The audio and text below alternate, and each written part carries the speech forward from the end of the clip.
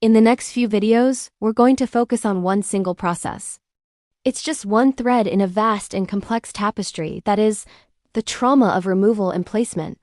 By pulling on this one thread, we can begin to understand the entire fabric. The aspect I want to raise is a question we seldom ask with the gravity it deserves. What happens when a mother is heavily stressed during pregnancy? What truly goes on inside the womb? And how does this profound stress shape the baby growing within her? We all intuitively understand that high, prolonged stress is damaging. We understand its lasting impact on adults who live with it every day. But we rarely stop to consider the silent developing passenger. The baby, whose entire world is the mother's internal environment. For that developing child, the consequences are not abstract, they are biological. When a mother experiences extreme stress or threat, her body releases a cascade of stress hormones. These chemicals cross the placental barrier. The baby, in essence, is bathed in the same biochemical soup of distress. Their developing nervous system and brain are receiving signals about the world they're about to enter. Signals that say, the world is not safe. You are in danger. This can wire a child's system for a higher set point of alertness and anxiety. It can create vulnerabilities that are never considered when a child is later removed for placement. We look at a child's challenging behaviors, their struggles to attach, their heightened reactivity, and we often miss this foundational, prenatal chapter of their story. Over the next few videos, I want to explore these real-world impacts. It is my deepest hope that by raising awareness of this unseen legacy, we can contribute to the vital conversations needed to truly understand the roots of struggle. Because this isn't just a footnote in a medical journal. It can very easily be a core, unaddressed reason why so many adoptions and placements fail. Join me as we uncover this critical first chapter. It just may open an understanding you have been looking for. Good morning, good afternoon, good evening all, it's Bear here, and I'd like to welcome you to my YouTube channel, A Box with No Lid, a channel I'm creating not just to bring the awareness around the lived reality of trauma and complex trauma and removal trauma, the world that is adoption and the world that is foster care.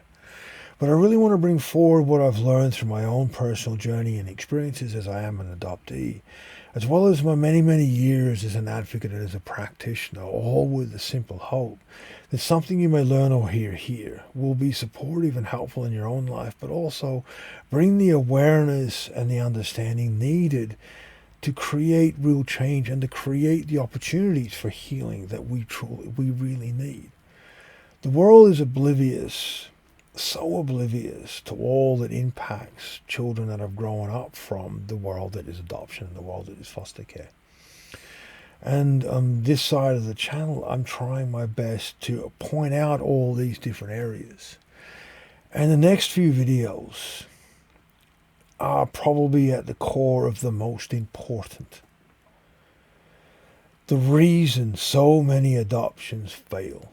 The reasons there are so many difficulties in long-term placements with those in foster care come down to these things that I'm going to raise in the next few videos. I firmly believe it. And the research and evidence is there. Now, we understand the impacts high stress has on people. We understand the effects it has on the human body. And as you can tell by the claimation, what crosses the placenta in a developing fetus, the developing baby, alters how that baby grows and develops and how the baby neurophysiologically prioritizes connection and attachment. We know that, if you look at combat veterans, you place a person, an adult, who is physically trained and armed and given resources to protect and to process. You put them in hard combat for a year, and you look at the aftermath of that. Well, a fetus is in the same freaking environment without the ability to be armed, to be prepared, and to have physical ways of responding. The fetus, the baby, is just along for the ride. And the baby develops inside the womb bathed in the mother's cortisol and the mother's threat responses and the mother's hardships, going through the ups and downs and everything that she goes through, and the baby develops to be born into a hostile world. Our brain, our nervous system, our responses, the priorities that we create of what we need for our survival becomes embedded physiologically. So much is assumed in the disruptive and the struggling attachment behavior of children that come from removal and placement as a choice, as mental health. Throw them into a counsellor, throw them into school counselors, throw them into all these talking things. Never is it entered into the reality that the body, the nervous system, and the brain is structured to function this way. From birth, in the womb. That never enters into the mix. Now, I've spent decades trying to explain this in various circles, from government and inquiries and medical and so forth, even within the world that is adoption, even forums and groups and so forth. And nobody really takes the time to realize how many of us have had our lives and have been set up for a life of struggle and hardship and had our lives taken from us because this one component was never grasped or understood in the beginning of our placement in adoption or in foster care, long-term foster care placements. If those adults, those parents had been made aware to work with the child and understand that there are behaviors and pushings away and the way that infant is responding to being held and everything that's going on, to work with it in layers, to teach the baby that it's not a threat, to teach the baby that they can be safe, that they can be part of, to work with that infant or that young child, to not see those behaviors as harmful, as disruptive, as bad, as rejection, which sets the adoption up to fail.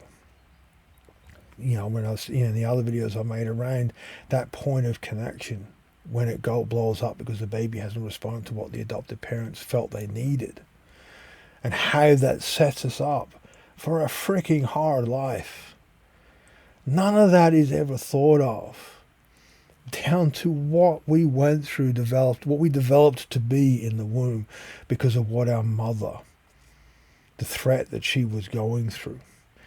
And when people look at the threat that mothers go through when you're looking in the world that is adoption and foster care, nobody even considers.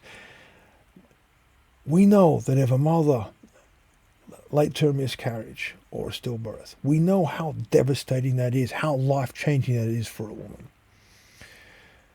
Well, think about it. If you're being told your entire pregnancy your baby's going to get taken, you're constantly being convinced that you are unworthy, unfit, you're not old enough, you don't have the resources to keep that kid. Or we're taking it because of our removal policies, because you're Indigenous, or whatever the reasons are. Or if you're in such a hostile environment that you've made the choice to relinquish because you know you can't have. All of that is stress. In the most fundamental format of hardship and stress, and all of that crosses the placenta and becomes the world that that baby is born to be in. It shapes us, and our behavior and our struggles in connecting and bonding with our adoptive parents in our early childhood all come from that. And if that was understood, what a difference that would make.